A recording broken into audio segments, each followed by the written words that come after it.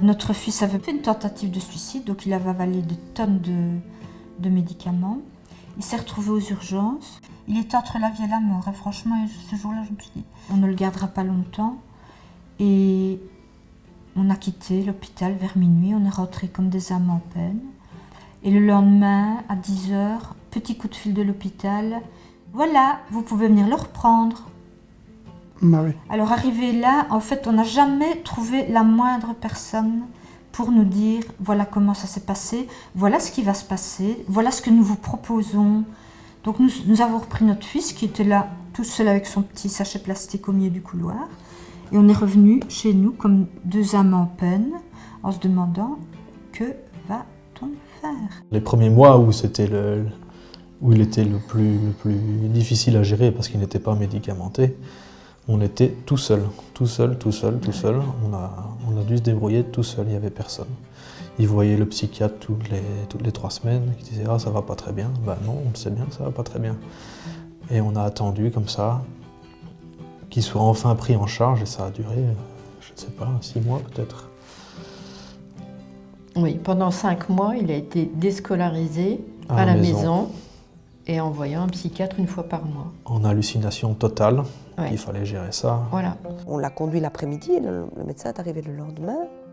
Donc il est resté dans une chambre tout seul, enfermé, avant de voir un médecin. Et nous, on nous a dit, après 1 heure, quand on l'a conduit, de partir.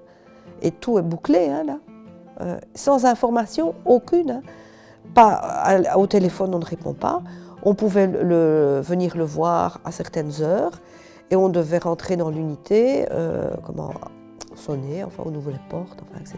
Mais on ne vous donne aucune information sur ce qui va se passer, sur les traitements éventuels, rien, hein, rien du tout. Hein.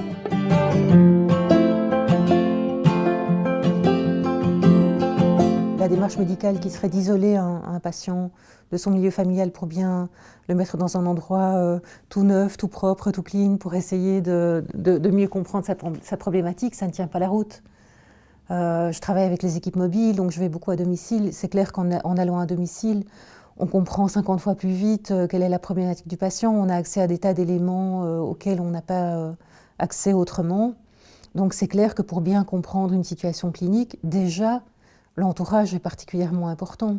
Tous les soignants, il y a 20-30 ans, ont été formés dans l'idée que c'était la cause était au sein de la famille et particulièrement la mère.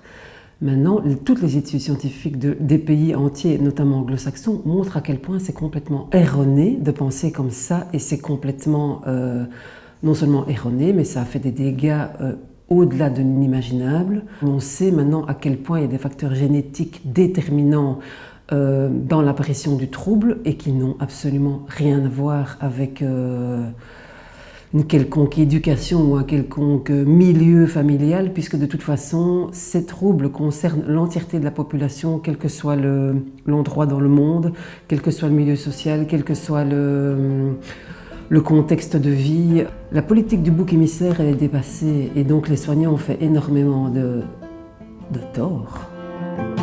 Mais donc là où on peut confondre le secret professionnel avec un colloque singulier complètement enfermé qu'un patient sur un mode d'une psychanalyse classique où tout reste entre le psychiatre et le patient, ok, mais si par ailleurs il y a la maman qui téléphone en disant écoutez ici ça va plus du tout, il mange plus ou je sais pas, écoutez madame je vais pas à vous parler, boum, j'ai vu ça, hein, ça se passe encore parfois.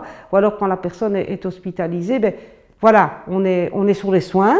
On est sur les traitements psychiatriques, sur les règlements d'hospitalisation, etc., sur la résolution des symptômes et de la crise.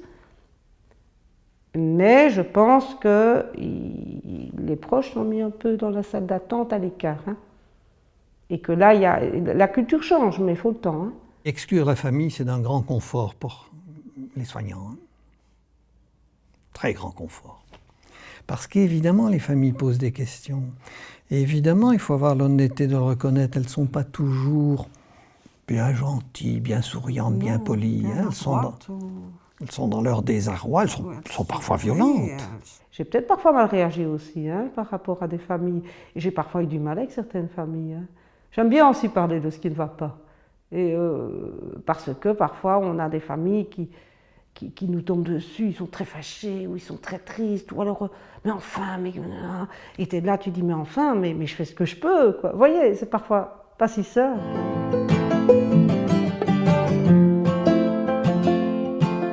Nous avons vécu des années, des tas de situations comme ça, où on était tenus à l'écart, sauf éventuellement si tout à coup on avait besoin de nous.